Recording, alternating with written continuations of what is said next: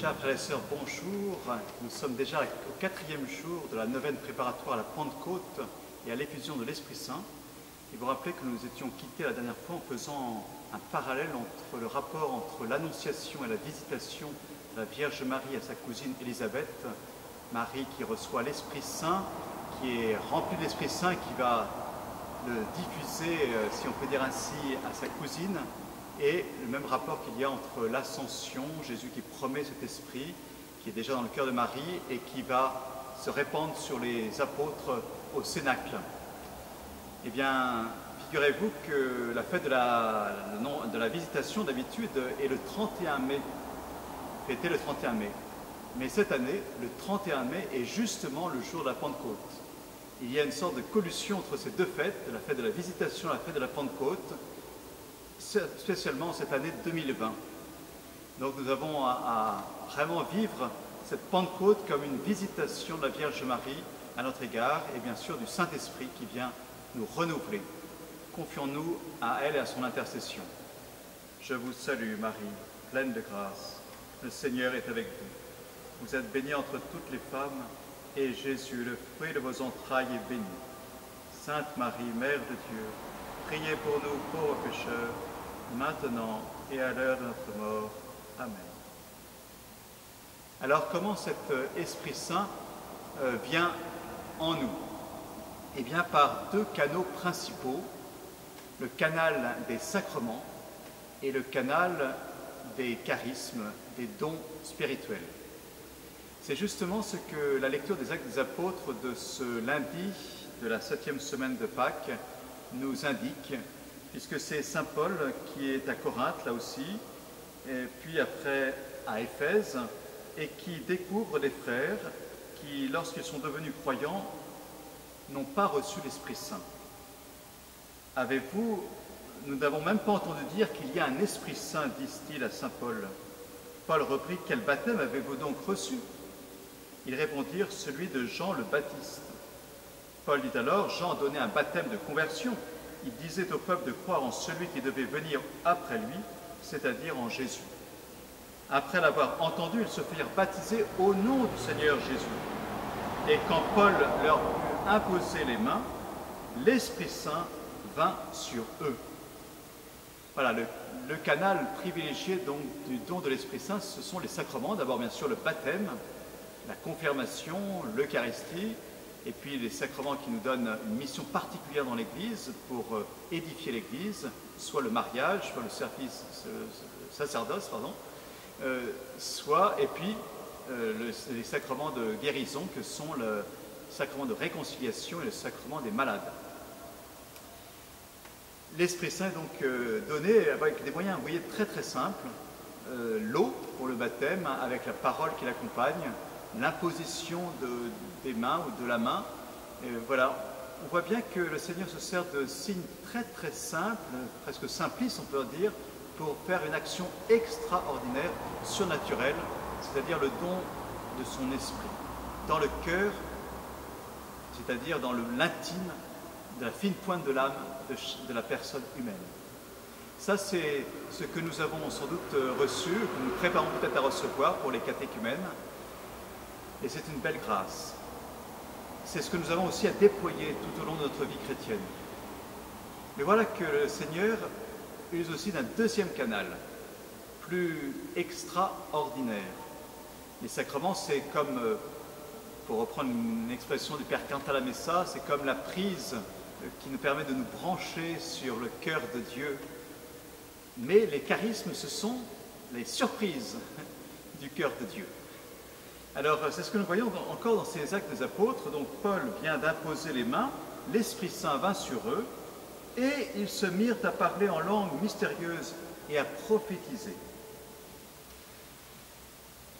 Plusieurs charismes extraordinaires, mais qui servent à l'édification de l'Église et à l'évangélisation. Voilà pourquoi il y a des charismes qui ont existé dans les premiers temps de l'Église, temps assez lointain et en même temps assez longtemps, qui se sont peut-être, qui ont été peut-être moins nécessaires à une certaine époque et qui sont revenus. Une période de renouveau, on en reparlera sans doute après-demain. Et voilà que ces charismes, ils sont pour le bien de l'Église tout entière, pour la communauté, pour l'édification et pour des témoignages, pour la conversion aussi de personnes dans des situations particulières où la parole de Dieu ne peut pas forcément peut-être toucher les cœurs. Et voilà que le Seigneur passe par des moyens un peu plus visibles, un peu plus sensibles peut-être, que sont les charismes. Mais vous voyez, autant les sacrements sont des grâces de l'Esprit Saint données à tous pour le bien de chacun, autant les charismes sont des biens donnés à quelques-uns, à chacun, à des particuliers, pour le bien de tous. Voilà, c'est la grande réciprocité, et c'est pour ça que l'Esprit Saint se donne de différents canaux. Saint Paul le dit dans son épître aux Corinthiens que vous connaissez à propos de ces charismes. Il dit ceci, il montre à la fois l'unité et la diversité. Il y a certes diversité de dons spirituels, mais c'est le même esprit. Diversité de ministères, mais c'est le même Seigneur. Diversité d'opérations, mais c'est le même Dieu qui opère tout en tous. À chacun, la manifestation de l'esprit est donnée en vue du bien commun. Ça, c'est une phrase capitale. À chacun, la manifestation de l'esprit est donnée en vue du bien commun. Donc à chacun d'entre vous, à chacune d'entre vous qui m'écoutez, et bien sûr aux autres, est donnée une manifestation de l'esprit en vue du bien commun de l'Église, de la paroisse Saint-Charles, pour prêcher pour notre paroisse, mais bien sûr bien au-delà. À l'un, c'est un discours de sagesse qui est donné par l'esprit, à tel autre un discours de science selon le même esprit, à un autre la foi dans le même esprit, à tel autre les dons de guérison dans l'unique esprit, à tel autre la puissance d'opérer des miracles, à tel autre la prophétie, à tel autre le discernement des esprits, à un autre les diversités de langues, à tel autre le don de les interpréter. Mais tout cela, c'est l'unique et même esprit qui l'opère, distribuant ses dons à chacun en particulier comme il l'entend. Cette phrase aussi est importante comme conclusion. Il donne à chacun ses dons en particulier comme il l'entend.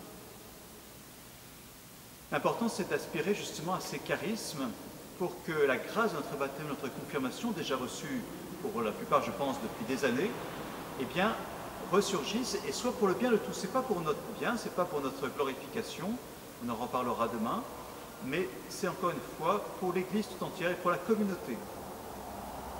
On n'a pas à désirer forcément tel ou tel don précis, ils sont nombreux, et d'ailleurs l'Esprit Saint a cette grâce d'être divers, mais en même temps, eh bien, nous sommes invités à les accueillir tous, selon ce que l'Esprit voudra nous donner.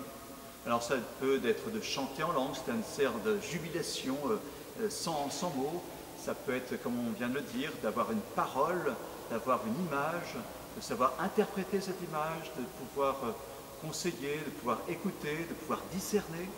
Voilà, il y a plusieurs sortes de charismes qui ne sont pas simplement des dons naturels, quelquefois qui se servent de nos dons naturels, mais qui sont toujours œuvres de l'Esprit Saint et qui font l'unité, qui se vivent dans l'humilité aussi et qui sont partagés pour les autres. Mais vous savez bien, et je voudrais terminer par cela, que saint Paul dit bien que tous ces dons et ces charismes ne seraient rien sans la charité. Aspirez aux dons supérieurs. Et je vais encore vous montrer une voie qui les dépasse toutes. Et je vous lis ce texte que vous connaissez par cœur, mais il est tellement beau. Quand je parlerai les langues des hommes et des anges, si je n'ai pas la charité, je ne suis plus qu'airain qui sonne ou cymbale qui retentit. Quand j'aurai le don de prophétie et que je connaîtrai tous les mystères et toute la science, quand j'aurai la plénitude de la foi, une foi à transporter les montagnes, si je n'ai pas la charité, je ne suis rien. Quand je distribuerai tous mes biens en aumône, quand je livrerai mon corps aux flammes, si je n'ai pas la charité, cela ne me sert de rien. La charité est longanime, la charité est serviable, elle n'est pas envieuse, la charité ne fanfaronne pas, ne se gonfle pas, elle ne fait rien d'inconvenant, ne cherche pas son intérêt, ne s'irrite pas, ne tient pas compte du mal, elle ne se réjouit pas de l'injustice, mais elle met sa joie dans la vérité. Elle excuse tout, croit tout, espère tout, livre tout, supporte tout, pardon, la charité ne passera jamais. Oui, chers frères et sœurs, aspirons à cette charité et aspirons à ce que cette charité se manifeste à travers des charismes selon la volonté de Dieu et selon l'esprit même de Dieu. Soyons renouvelés dans la grâce de notre baptême, notre confirmation, pour la gloire de Dieu, pour le salut du monde et pour l'édification de l'Église.